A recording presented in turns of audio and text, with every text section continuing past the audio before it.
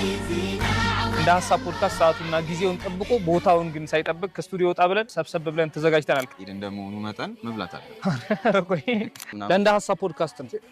ችግር በቃ ለእናንተ ስለሆነ ሐምዛና አንዋር ገዛን አሉ። ምን እንደሆነ አናውቅም። የኢድ ልዩ ኤፒሶድ ልንሰራ ከእናንተ ጋር ተሰብሰብ ብለን ተገናኝተናል።